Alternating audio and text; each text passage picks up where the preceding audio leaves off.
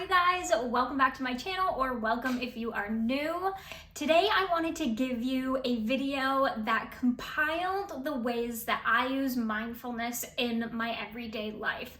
All of my videos kind of hint to it here and there or share different ways that I am mindful in my life, but I wanted to have one spot that gives you tangible things to inspire you to practice mindfulness in your own life, in your own way. And when I talk about mindful living, that's also known as kind of like simple living, intentional living, slow living. It's kind of all within the same realm, but to me, mindfulness is really just tuning in to how I'm feeling emotionally, mentally, physically, and tuning into that instead of tuning into the coulds and shoulds and just like the overall pressure of life. I am a recovering perfectionist, people pleaser, workaholic, hustle culture, like all of it. That was me. I literally had to be perfect at everything, have the perfect schedule, be working as much as I possibly could. And that only led to burnout,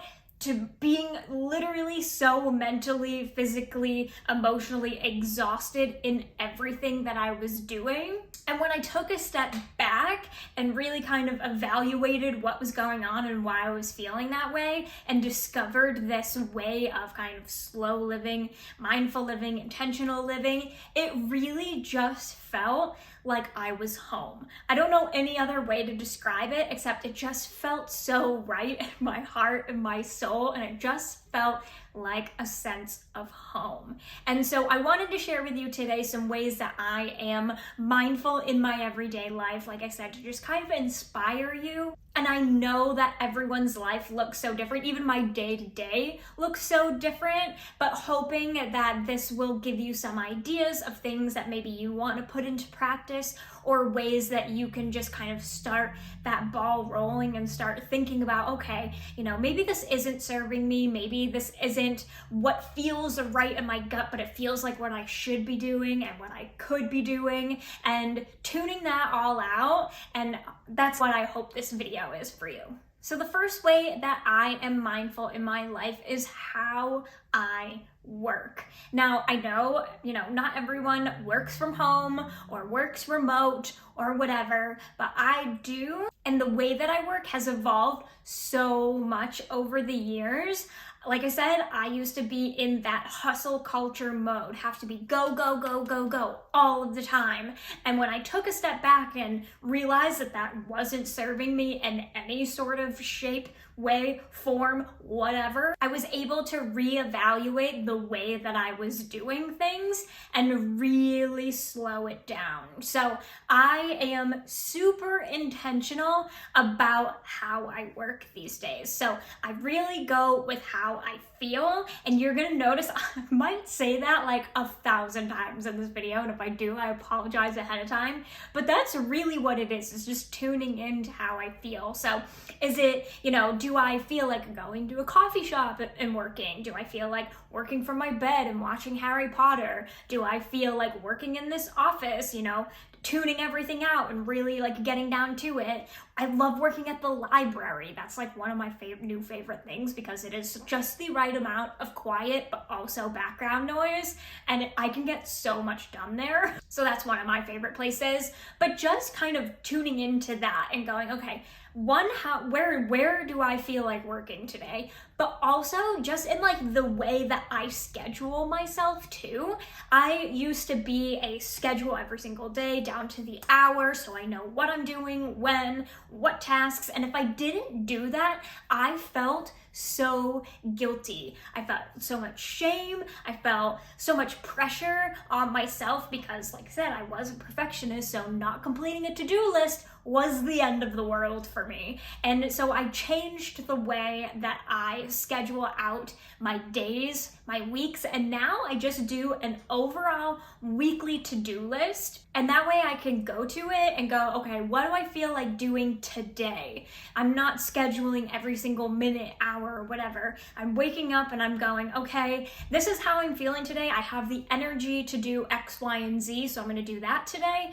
And maybe the next day I'm not feeling feeling as energized, or I'm just kind of feeling like I don't want to, talk to social media or whatever, then I can do X, Y, and Z on the list instead that maybe require things to be off social media, that kind of thing. So I tune into how I'm feeling and base my work schedule off of that. And that shift has made such a huge difference in not just like my overall happiness, but my productivity too, because when I'm feeling high and energized, I do the things that I need to do and I feel good about that. And then when I'm not feeling as, high and energized, if I'm feeling low or a little introverted or whatever, I can still be productive, but things that serve me through that energy, if that makes sense. And I know not everyone has the privilege of working from home or working remote or being their own boss. I totally understand that, but you can take these little things and apply them into whatever job you have. Maybe you're just a little bit more mindful of your schedule and scheduling meetings, or scheduling too much in one day,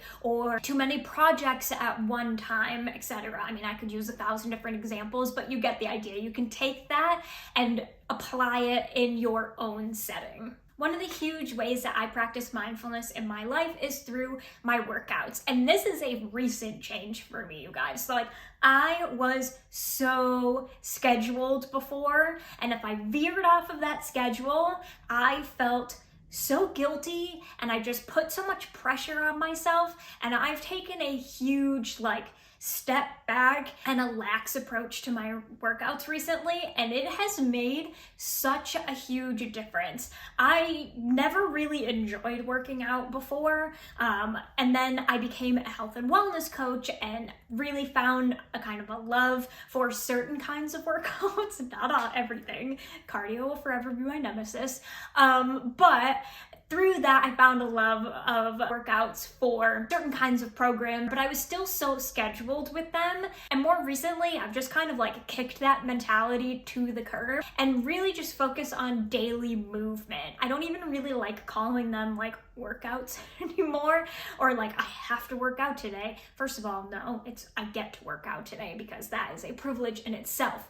But also, I just focus on moving my body in some sort of way, whether that's a actual 30-minute at-home workout, or just going for a walk and calling that my movement for the day, just stretching, calling that my movement for the day, cleaning my house and calling that movement. It's all movement, it all counts, it's all good and productive. And that's the approach that I'm taking on my workouts right now. And like I said, this is a more recent change.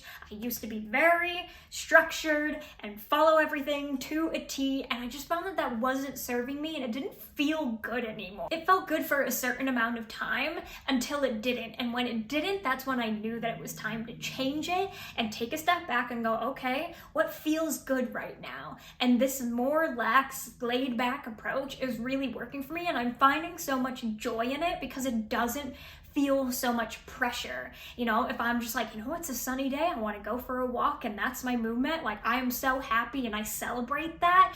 I just am so much happier and enjoying fitness more overall because of this approach. And along the same lines is how I'm approaching my nutrition as well, which is a much more relaxed approach. I think that there is a time and a place to follow a meal plan, especially if you have certain goals you're working towards or what have you. And I've done that for the past 7 or 8 years or so. But again, I got to this place of kind of perfectionist mentality, and I was like, you know what? We just need to take a step back. I've also been through a journey of, because I was plant-based for a long time and then started incorporating other foods back in again due to health issues and stuff like that. So I've been through kind of on this food journey, and I'm at this point now where I'm I don't want to think about it anymore. I just want to nourish my body in a way that feels good, and that might change day to day. That might be completely eating clean and so healthy one day and then having a croissant the next day, and I don't want to feel any guilt or shame or anything around treating myself. I just want to view food through the lens of what is serving me right now, what is making me feel good, how do I want to feel today, that kind of thing. I just don't want to have a label on anything or be tied down to any sort of one way of eating. I just want to go, okay, this is what I'm feeling like my body needs right now. And for me, just thinking less about food in general. I don't want to view food as good or bad. I just want to eat to feel good, to fuel myself, to nourish myself, to be the healthiest version of myself, and whatever that looks like day to day, that's what I'm going to go with. One of the other ways that I practice mindfulness in my everyday life is through screen time. And oh my goodness, I could go on about this forever because I do not think that all screen time is bad. I think there is a time and a place for the scroll, because sometimes you just want to sit down, you want to lounge out, you want to tune it all out and just mindlessly go there and just go, okay, I'm just going to escape for a little bit. And sometimes you find that, escapism, you find it through social media, through YouTube, through other platforms. And I think that that's totally okay. But I do try to be more mindful of just my phone overall. To me, that's like the screen time that I'm talking about. I'm not necessarily talking about like TV, movies, whatever. I mean, that's, if you want to categorize it as that, sure. But for me, it's more like my phone. I try to be more in tune of how much I'm using my phone and also like how much I'm bringing it with me. Like, we are so guilty, and I know this isn't just me, of bringing our phones with us everywhere, having it at our side at all times, even like in the freaking bathroom. Like, you go to the bathroom, you bring your phone with you. First of all, gross. So guilty, but gross. But secondly, like, that doesn't need to be happening. I've been trying to be really good about not having my phone when I'm eating meals, or at least certain meals. So if I'm like eating my breakfast, I'm trying to like be present and just eat my breakfast as opposed to like scrolling while I'm doing. Just little adjustments like that have really helped me to detach from my phone and what's happening there. Because when I'm into my phone, I'm into my phone and I'm not focusing on anything else, and I'm not in the present moment. I am someplace else. But if I take the phone away, I'm brought back and I'm going, okay, I'm grateful for the food that I'm eating right here. I'm grateful for getting ready in peace. I'm grateful for this workout that I'm doing and I'm not distracted by what's happening on my phone. And it really just helps me come back to the present moment. So that's one of the reasons why I've tried to be more mindful. Another way that I've been trying to practice is by using my favorite feature on the iPhone. I don't know if this is an Android thing too, so sorry, but it's the downtime feature. So you can set your phone to go into downtime at a certain time, and you can set what apps shut down with it. So you actually like to use the app. So say you wanted to like stop using Instagram at a certain time, you could go into your phone, go to the downtime, set the downtime, and then set it to shut down Instagram. So then after that time, if you like mindlessly go and pick up your phone, Instagram wouldn't work unless you actually went in to shut down the downtime, if that makes sense. So I love this feature. I have it to shut down all of my social media apps, including like email, everything, at 5:30. And this has been so helpful because it, again, helps me focus on what I'm doing. Now, that doesn't mean that I'm not having screen time, while I'm like, if I'm watching TV or whatever with my husband. Like, yes, of course, that happens. But it's just helping me detach from my phone.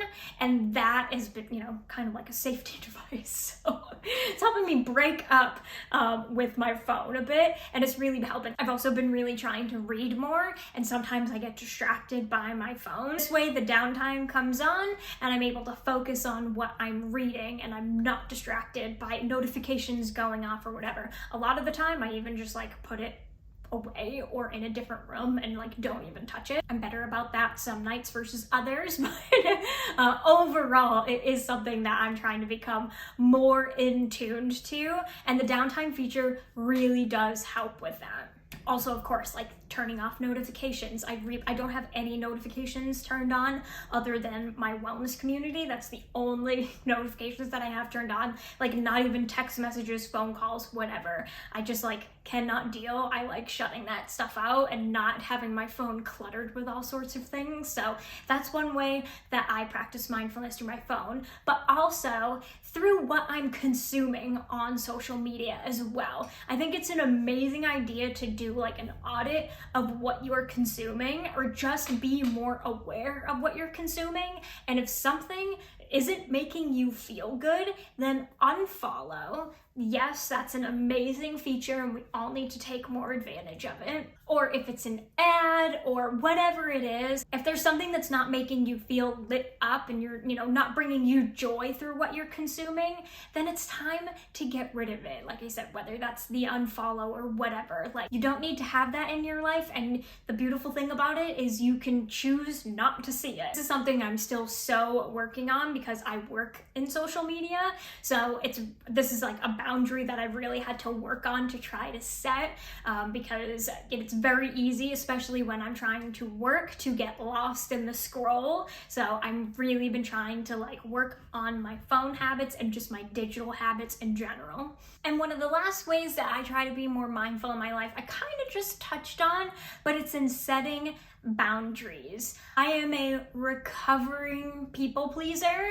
I did not know how to use the word no for a long time, and I would just give and give and give, and even just to myself, like I said, was in hustle mode all the time, and I would just pour into what I was doing constantly and never really had any boundaries around work, home, self-care, anything like that. It was just go, go, go, go, go, go, go, go, go all the time. And I never gave myself enough time to recharge, or to say no to people, or to say yes to people, even yes to opportunities. I just had zero boundaries. So that's something that I've probably the most important thing that I've worked on over the past couple of years or so, is really getting good at, one, using the word no, because no is a full sentence, and that is probably my favorite quote ever right now, because it's true. You do not owe anyone an explanation. Just saying no is enough, and it's taken me a long time to be able to do that and to feel comfortable in doing so, but once I did, oh my god, I felt so empowered. So I highly encourage it if you are a people pleaser as well. It feels weird the first couple of times, but once you get the hang of it, no is beautiful. But also just getting better about setting boundaries in other ways.